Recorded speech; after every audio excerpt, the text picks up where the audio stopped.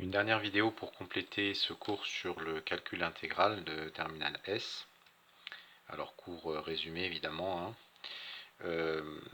Un premier point, en deux points, donc un premier point c'est l'utilisation de la linéarité. Alors, je donne un exemple sans faire le calcul complètement, mais pour comprendre un peu l'idée. On a une intégrale i, par exemple, qui va s'écrire intégrale sur l'intervalle 0 pi sur 2 de cosinus carré de x dx, et puis une intégrale j qui va s'écrire intégrale de 0 à pi sur 2 de sinus carré x dx. Et on voudrait connaître la valeur de ces intégrales. Bon, alors ici on est sur des fonctions dont les primitives ne sont pas simples à trouver, il faut connaître des formules de trigonométrie supplémentaires, mais juste pour faire remarquer qu'on peut calculer l'intégrale i plus j sans connaître ni i ni j. Alors comment est-ce qu'on fait?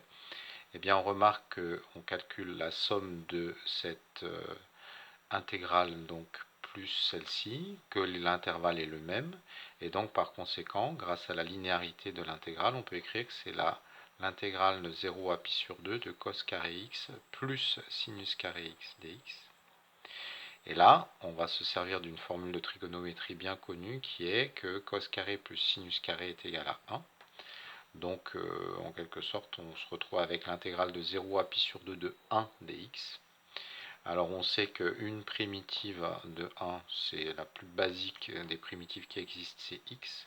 Et donc, ça revient à calculer x entre 0 et pi sur 2. Cette écriture, je vous rappelle, veut dire qu'on applique cette primitive à pi sur 2 moins cette primitive à 0, donc ça donne pi sur 2 moins 0, c'est-à-dire pi sur 2. Voilà, donc je sais que i plus j c'est pi sur 2, pour autant je connais ni i ni j. Alors ce genre de technique de calcul est assez facilement utilisé dans les exercices sur les intégrales. Un deuxième point, pour compléter encore une fois ce cours, ça va concerner ce qu'on appelle la valeur moyenne d'une fonction continue sur l'intervalle AB. Alors, la définition d'abord. Donc, la valeur moyenne de la fonction f sur un intervalle AB quelconque, toujours défini. On est toujours sur une fonction continue sur cet intervalle. Bien sûr, hein, puisque sinon la notion d'intégrale n'a pas de sens. En tout cas, pas de sens par rapport à la définition qu'on en a donnée. Eh bien, cette valeur moyenne, ça va être, alors je vais la noter avec cette notation-là, il y a plusieurs façons de l'écrire, mais V comme valeur et M comme moyenne, c'est l'intégrale de la fonction, donc sur l'intervalle AB, divisé par ce qu'on appelle la taille de l'intervalle, c'est-à-dire B moins A. Alors, une autre façon de l'écrire qui est 1 sur B moins A, intégrale de A à B, de f de x dx. Voilà. Ça, c'est ce qu'on appelle donc la valeur moyenne de la fonction sur un intervalle. Et c'est effectivement une valeur qui est une sorte de moyenne des valeurs prises par f de x. Alors, la difficulté quand vous calculez une moyenne d'une fonction sur un intervalle, si la fonction est continue, c'est que potentiellement vous calculez une moyenne d'un nombre infini de valeurs, évidemment, puisque la fonction prend un nombre infini de valeurs sur cet intervalle. Et donc, normalement, quand on calcule une moyenne, qu'est-ce qu'on fait? On calcule la somme des valeurs et on divise par le nombre de valeurs. Eh bien, on va retrouver un petit peu dans l'idée cette formule-là. Donc, vous vous souvenez que l'intégrale a été définie comme une somme.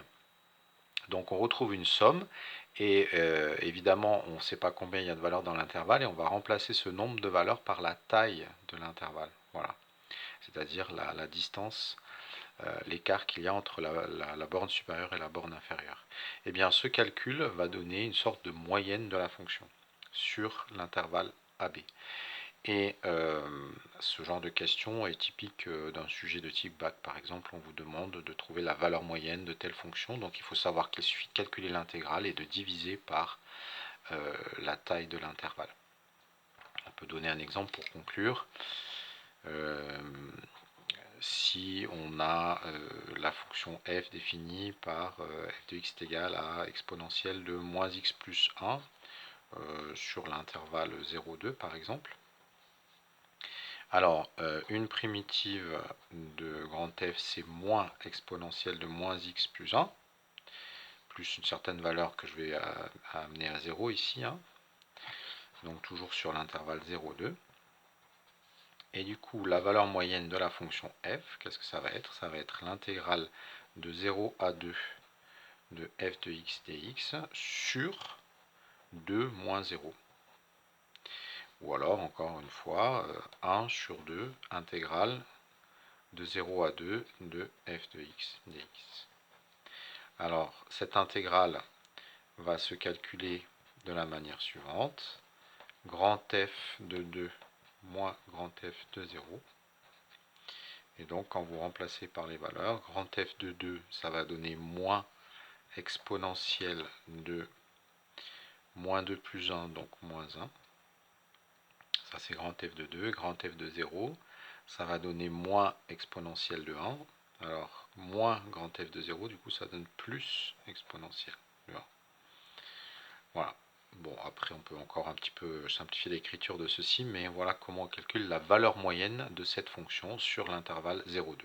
On trouve une primitive, on calcule l'intégrale et on divise cette intégrale par la taille de l'intervalle, c'est-à-dire la valeur supérieure moins la valeur inférieure de l'intervalle.